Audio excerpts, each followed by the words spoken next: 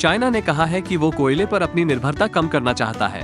ये green energy में वैश्विक नेता बनना चाहता है, लेकिन इसकी ऊर्जा अभी पहले से कहीं ज्यादा काली दिख रही है।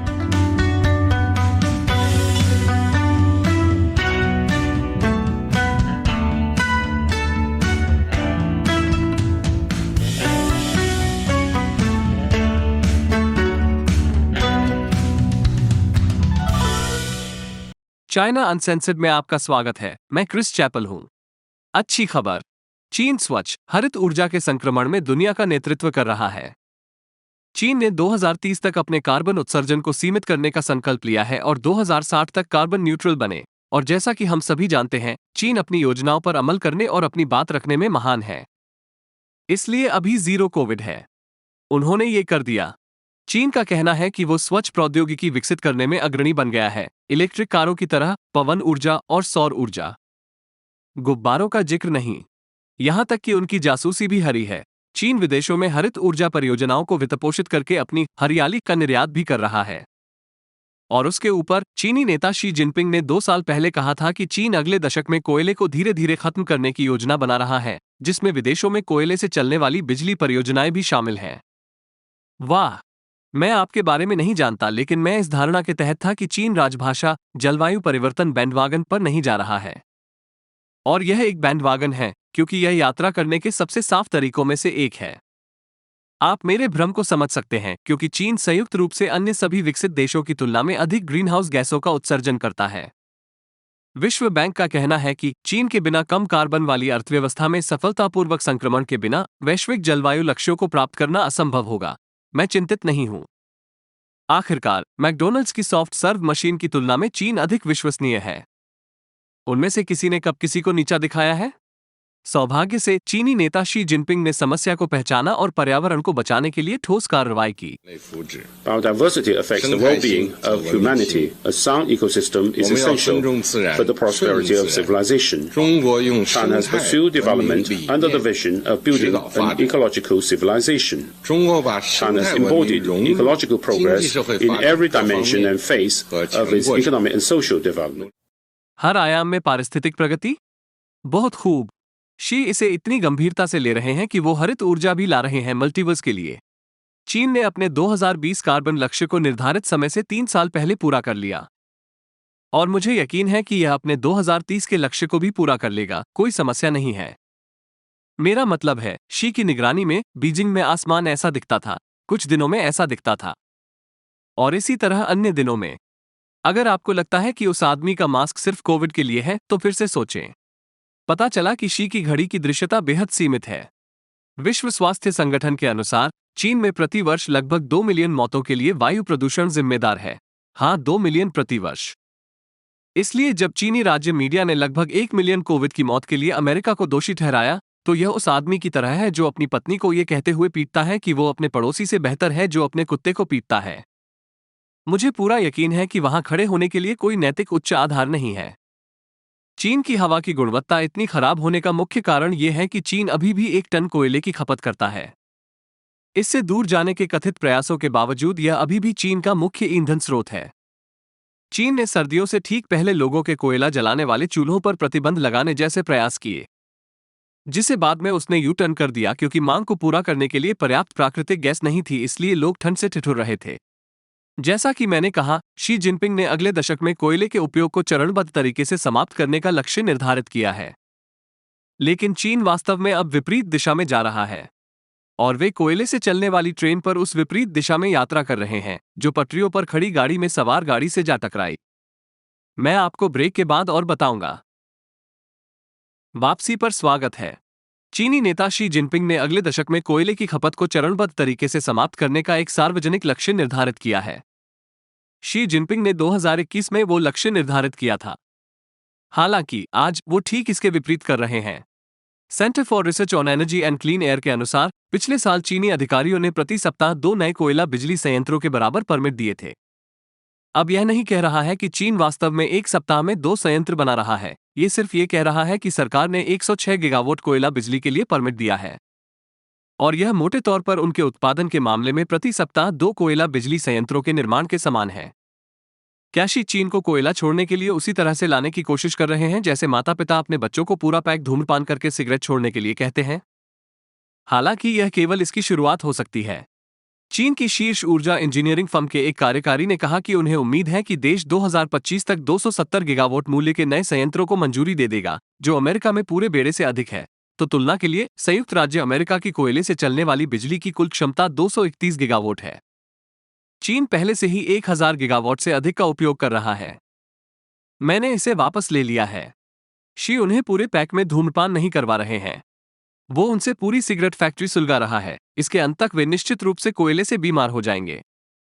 और बीमार से मेरा मतलब है कि एक साल में कम से कम 2 लाख मौतें।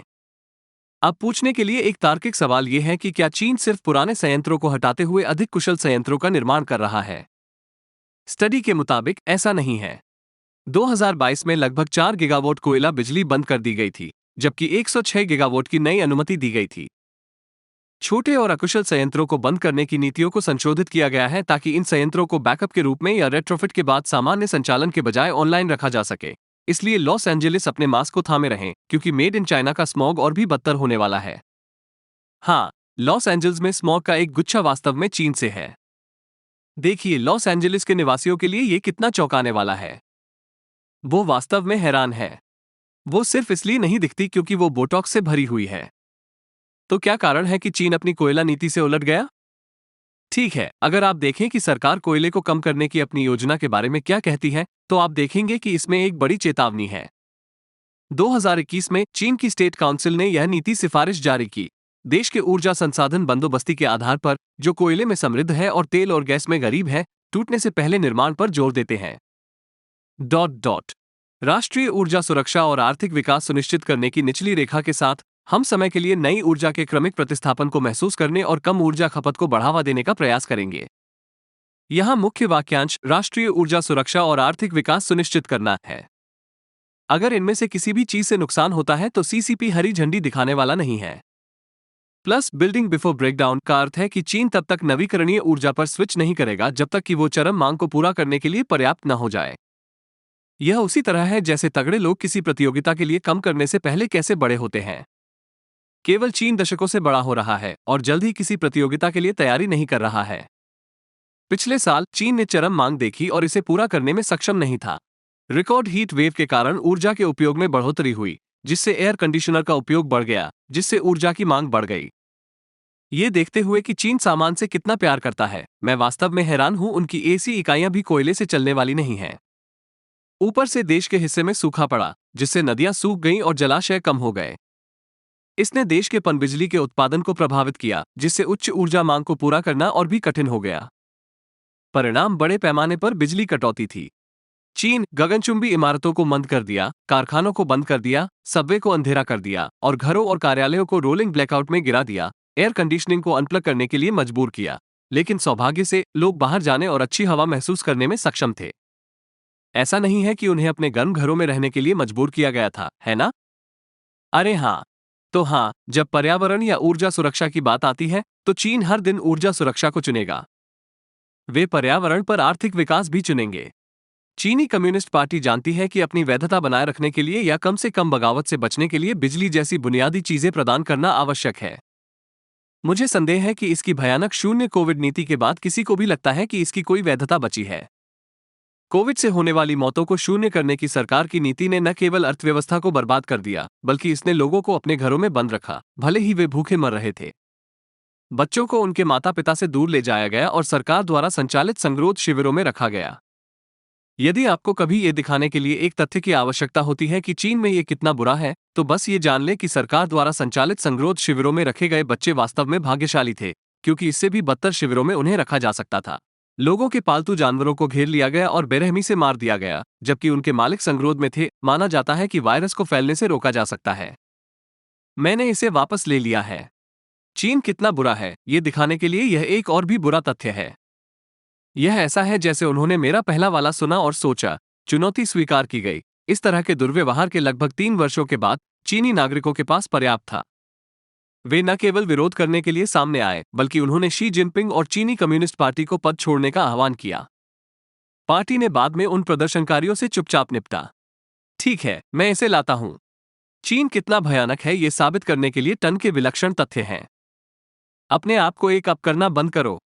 लेकिन सीसीपी जानती है कि चीनी लोग एक टूटने वाले बिंदु पर हैं, और अगर वो बुनियादी आवश्यक चीजें भी प्रदान नहीं कर सकता है तो यह और भी बदसूरत हो सकता है। वही अर्थव्यवस्था के साथ जिसे जीरो कोविड नीति ने भी पूरी तरह से बर्बाद कर दिया। अगर लोगों को नौकरी नहीं मिल रही है या वे अपनी बचत खोते जा रहे हैं तो चीनी कम्युनिस्ट पार्टी भी बर्बाद हो जाएगी। इसलिए चीन की कोयला नीति के लिए इसका क्या मतलब है, इस पर वापस लौटते हुए रोशनी को चालू रखने के लिए सीसीपी को एक स्थिर शक्ति स्रोत की आवश्यकता है। इसमें कहा गया है कि ये नए कोयला बिजली संयंत्र केवल तभी होने जा रहे हैं जब ऊर्जा का उपयोग चरम पर हो और ग्रिड इसे संभाल नहीं सके। लेकिन कोयले से चलने वाले बिजली संयंत्रों को सिर्फ एक कार की तरह शुरू नहीं किया जा सकता है। उन्हें उत्पादन के लिए तैयार होने में कई दिन लगते हैं और उस समय तक उनकी आवश्यकता भी नहीं हो सकती है। इसलिए चीन 30 से 50% क्षमता पर संयंत्रों को धीरे धीरे चला रहा है, जो उन्हें जल्दी से पूरी क्षमता तक बढ़ने की अनुमति देता है, जो आपकी कार को गराज में बिना रुके चलते रहने जैसा है जबकि आप उसमें हैं। शानदार योजना। याद रखें, चीन का कहना है कि वो केवल 2030 तक बढ़ते कार्बन उत्सर्जन को रोकने जा रहा है, लेकिन वो यह नहीं कहता कि इसकी सीमा क्या होगी।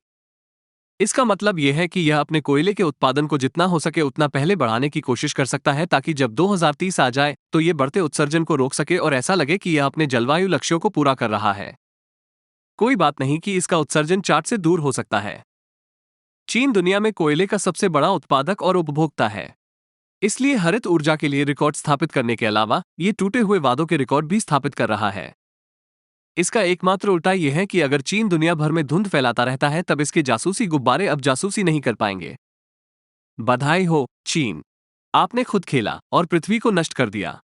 और याद रखें, चाइना अनसेंसर्ड आप जैसे दर्शकों की वजह से इस तरह के वीडियो बनाना जारी रख सकता है, जो क्राउडफंडिंग वेबसाइट पैट्रेन और सोशल मीडिया प्लेटफॉर्म लोकल पर हमारा समर्थन करते हैं। यही वजह है कि मैं हर शो के अंत में उनके सवालों का जवाब देता हूं।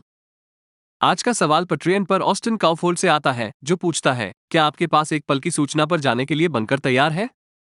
नहीं ऑस्टिन, मैं नहीं करता। और ऐसा इसलिए है क्योंकि जैसा कि मैंने शो में पहले भी कहा है, मैं पहले से ही एक बंकर में रहता हूं। यह एम्पायर स्टेट बिल्डिंग से 28 मंजिल नीचे है। चीनी कम्युनिस्ट पार्टी मुझे वहां कभी नहीं पाएगी। आपके प्रश्न के लिए धन्यवाद ऑस्टिन। और उन सभी को धन्यवाद जो क्राउडफंडिंग वेबसाइट पैट्रियन के माध्यम से प्रति एपिसोड $1 या उससे अधिक का योगदान देकर बिना सेंसर के चीन का समर्थन करते हैं, या स्थानीय लोगों के माध्यम से हमारा समर्थन करके। शानदार एपिसोड बनाते रहने के लिए हम आपके समर्थन पर भरोसा करते हैं। एक बार फिर, मैं क्रिस चैपल हूं। आपसे अगली बार मिलेंगे।